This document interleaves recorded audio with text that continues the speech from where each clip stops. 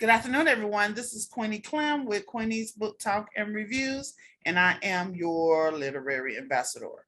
And today I have a special guest on my channel. Please introduce yourself to the audience.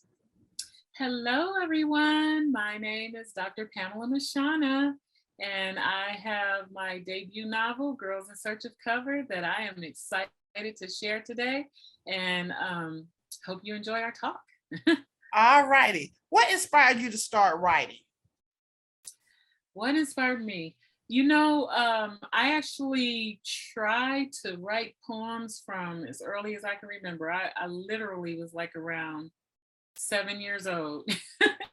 That's my earliest memory. I would try to write poems for my parents for different holidays like Mother's Day, Father's Day, and stuff like that. And the ironic thing or interesting thing is when my daughter was about 9, we were on our way to church and she was in the back seat and she wrote a poem about Jesus. I had never taught her about poems. This was so interesting. So I think it's just always been in me. But then I stopped for a few years and I started writing poems again in middle school. And one thing led to another. I found myself writing plays in high school, won a contest, and wound up going to New York University, Tisch School of the Arts on scholarship. And there I studied dramatic writing. And I learned different forms of writing, like writing for television, screenplays, as well as continuing to write plays.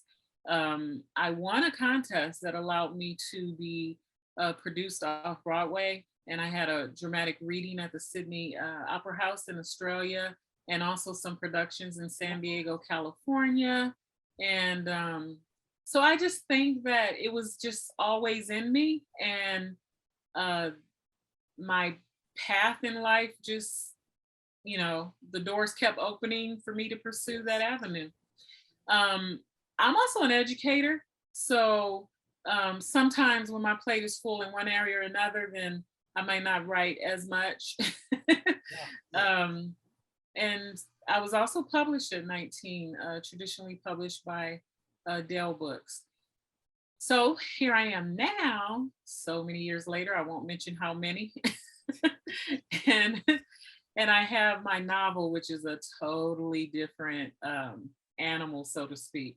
Like, I've been writing a long time. I know a lot about writing, even writing research papers and stuff like that. But writing a novel is so different. Yes. I had to literally put on another cap and learn. But it was fun and exciting. And obviously my background in writing helped. Yes. In your opinion, what are the most important elements of good writing? The first thing that came to my mind is well-rounded characters. Coupled with that is a very interesting, solid plot. And when I say well-rounded characters, we know that those character arcs need to be strong because we want to see movement, we want to see the characters' evolution, and what they're learning and all of that. But also just understanding that people are complex and characters are just people. So showing the range of emotions and thoughts and potential actions that just everyday people have, I think a good writer has to capture that. You capture it in dialogue, believable dialogue, believable situations. But also just knowing that even if you have a character who's quote unquote the villain, everybody has some good in them. And even if you have somebody who is particularly good or kind, they have some not so kind in them. So just letting them live and be who they are. So. Okay. How do you develop your characters? I'm going to say something that's going to sound cliche. But I guess that's just the way it works for us writers. I just literally, I see these people in my mind and I write down what they do and what I hear them say to each other. Thank God they don't talk directly to me. but But they talk to each other, and I just kind of record what they say. So in a way, they develop themselves. After a while, I will begin to pinpoint that some of the characteristics in some of my characters are from people or experiences that I know. Mhm. But I've never had a character that's just one person in my life. It's always eclectic. I've taken a bit of this person and that person and that person and Yes. created this larger than life character. Um, but that's kind of how it works to me.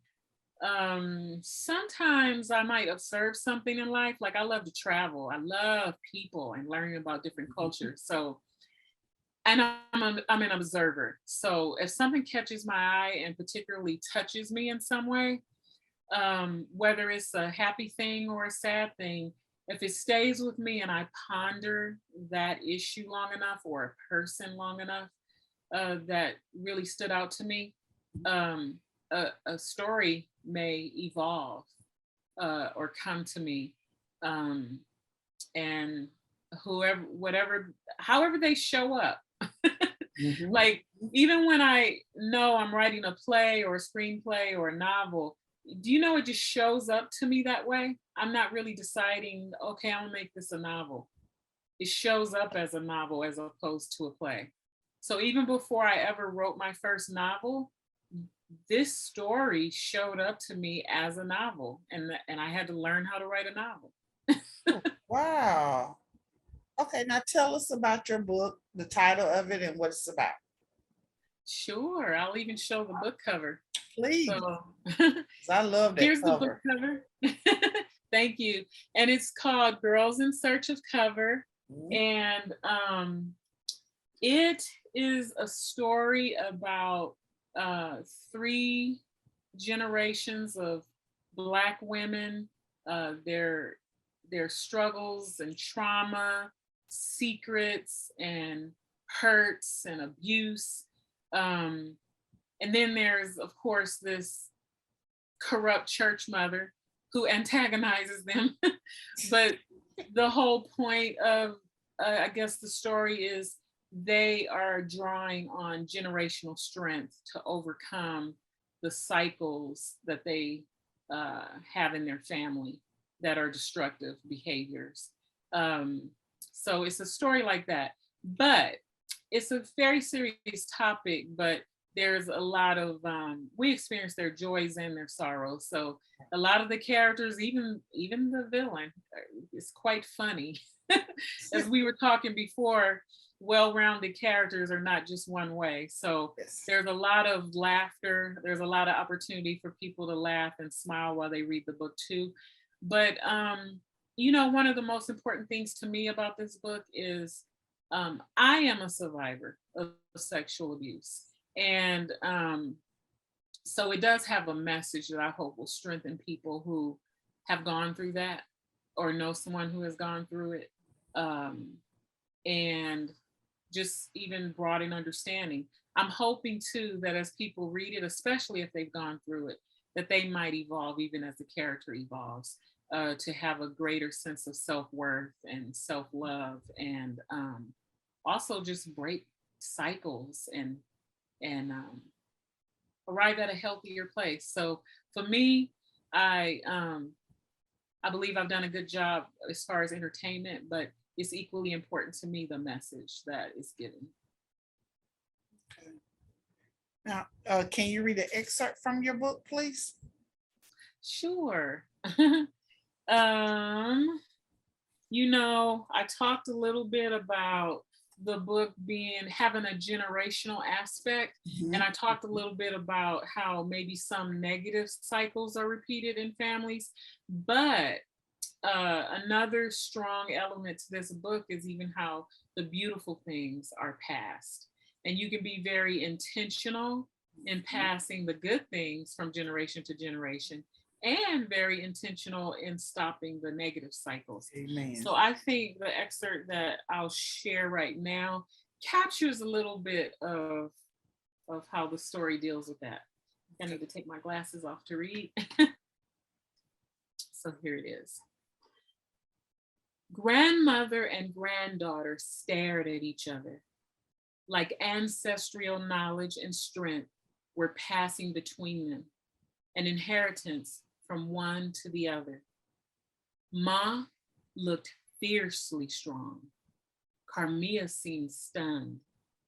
No more fits, everything calm, like Ma had tamed a wild bull. Ma is stronger now than when I had my fits, but it's probably easier to tame a bull you didn't piss off yourself. Laura was the bull that Ma's mistakes had created. Ma moved closer to her, trying to put her taming hands on Laura, but Laura wasn't having I felt that. I felt that. So what, Pamela, what do you want readers to take away from your book? from my book. I think I touched on that a little bit, but it has to do with being aware of children in your life who may have been abused, being aware of children in your life who may have been abused, and also having the wherewithal to support that person. Yes. And if you see patterns and cycles that are destructive in your family, be intentional to stop it. We have the power just by making a choice to stop it. And when you see something beautiful that is happening that's passed down in your family, perpetuate those things. Be intentional to make sure that those gifts are passed down likewise. Like even just something as simple as strength. I think like in my family, I come from very strong people, meaning mentally, emotionally strong. We get through it. No matter what we're facing, we get through it. But then there are some things that I've noticed in our family too, where I have been intentional to try to break those cycles. Even something like weight. I've struggled with my weight. I was intentional to make sure my daughter didn't. I put her in sports at a young age, taught her to eat healthy. I even snuck and ate sweets behind her back. So even though I didn't quite break all those cycles in my own life, I didn't let it be perpetuated in her life. Mm-hmm. And she is now like a fitness crazy person. And, you know, she's doing well. So that's just one example. You can stop some things that are not so great and then keep the things going that is wonderful. Like my family, we're very close-knit, and it's not by happenstance. We teach each other to stick together. We talk to our children about the importance of family and relationships, and even forgiveness and things like that. So okay. I'm hoping that people will read this book, and I'm learning more and more, and it's so exciting that people are pulling from it lots of great golden nuggets, some that I didn't even realize was there. Readers are helping me understand to some extent what I've written and how it's touched their lives. And I mean, there is no greater compliment. I had a friend that I actually haven't seen since high school who saw me on Facebook promote my book. She bought the book and read it. And you know, the biggest compliment I've received so far is she told me, I'm ready to make a difference. Like I'm gonna go wrap my arms around young people in the neighborhood and make sure that have an eye out to help people. Yes. that is, to me, that's the biggest compliment. Yes. That's a bigger compliment than saying I read your book and I couldn't put it down. I've heard that too.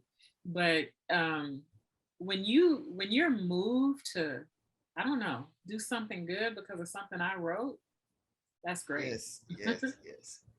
What has been the most surprising thing you have learned while writing this book?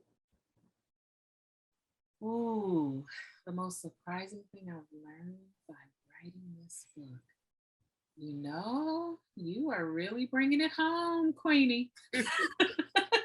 I have to say, I've learned a lot about myself, actually. Writing this book has been somewhat therapeutic. And it helped me see some areas in my life where I needed to let some things grow, heal.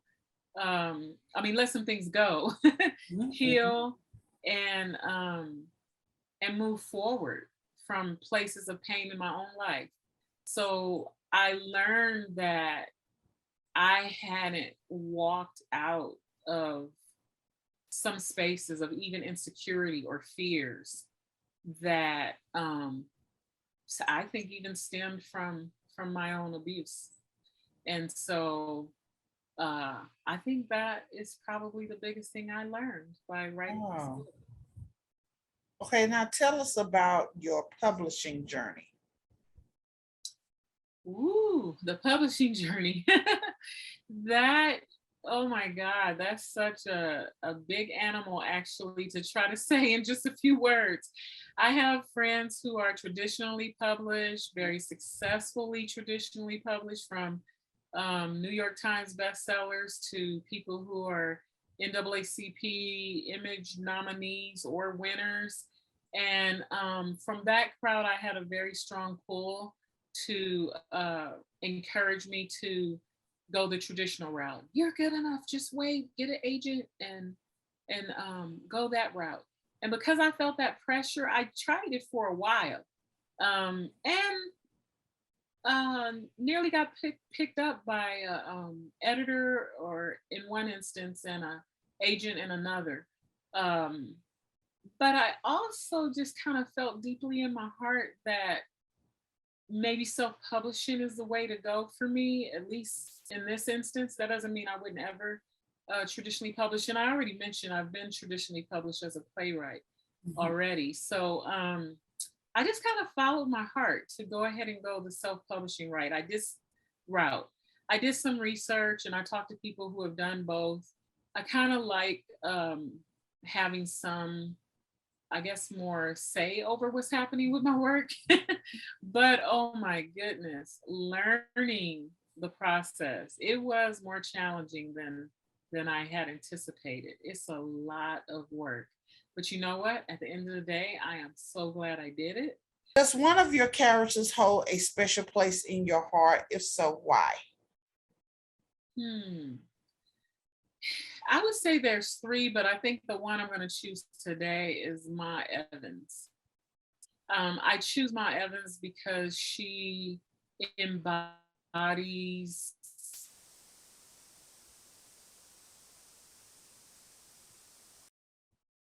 um, through a lot, but she's learned how to navigate around and make it and be successful. And she is trying to pass that to her daughter and granddaughter.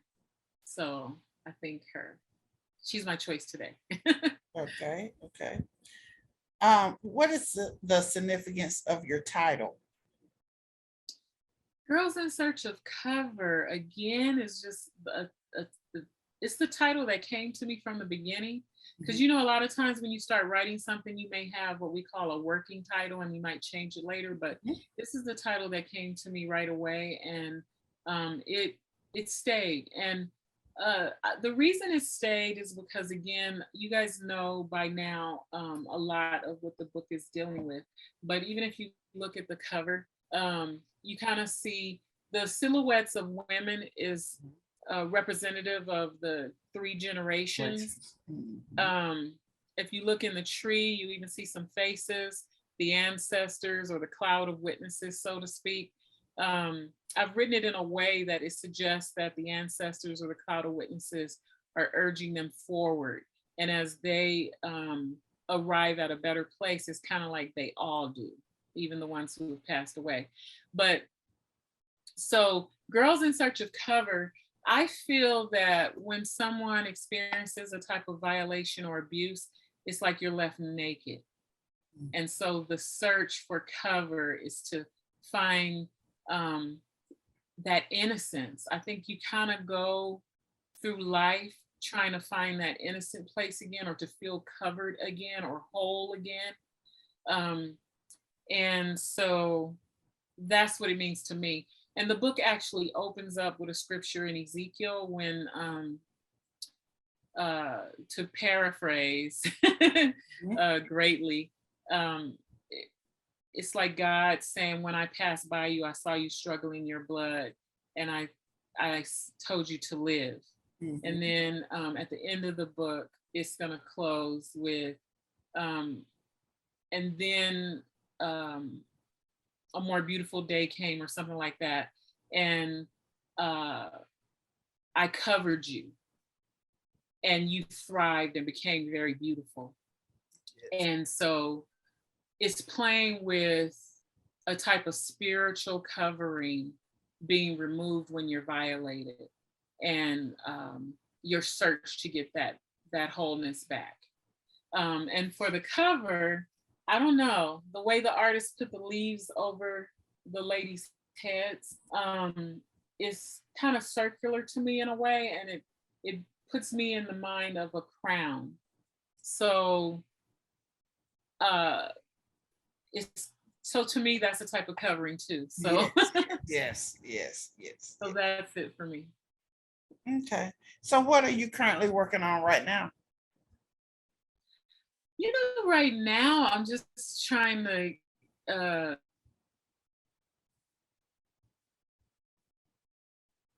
really spread the word about this book, about the book. I do feel a little pressure. People are like, okay, now I read this part one and I am ready for part two. And I do have part two written. I need to tweak it a little bit. But I kind of want to take the time and just enjoy the process of having part one get out there and share it, and hear people's reflection and introspection about it.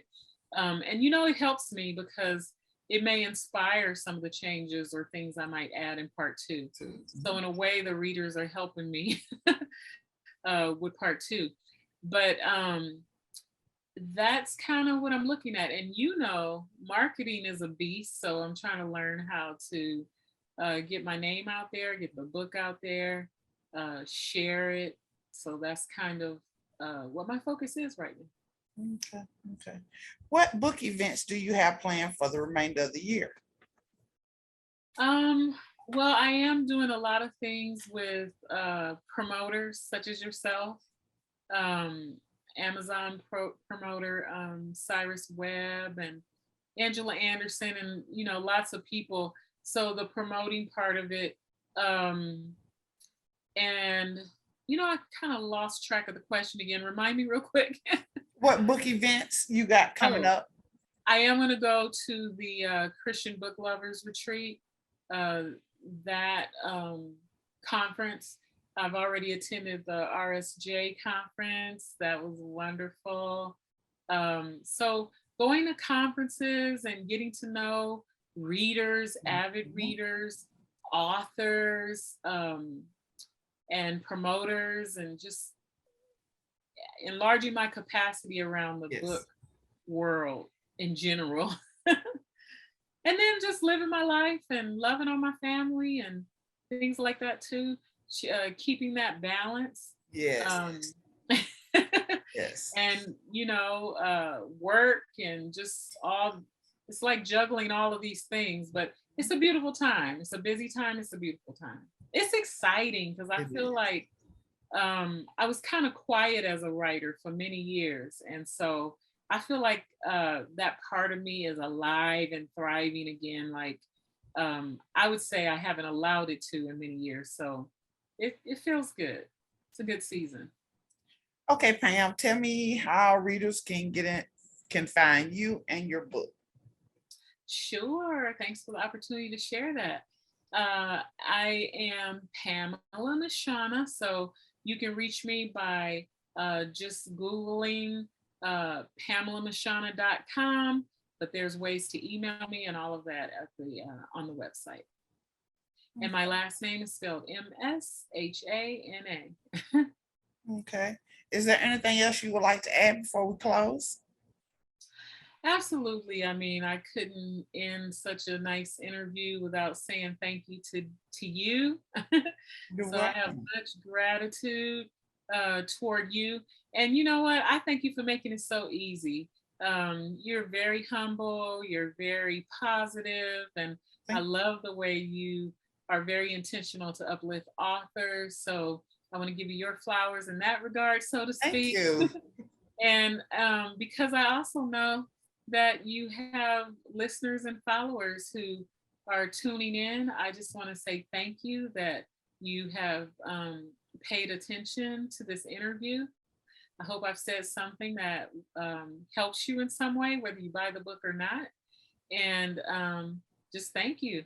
I hope you do go get the book, and especially if you know someone who has gone through this type of problem with sexual abuse. But even if you haven't, it's called Girls in Search of Cover, but I've had a lot of men tell me now that it could be called Boys and Girls in Search of Cover. So it's not specific to a particular sex. All right. Well, thank you for coming in today. I really appreciate it. Great. Thank you for having me. All right. This is Queenie Clem with Queenie's Book Talk and Reviews. Happy reading. Bye, y'all. Bye.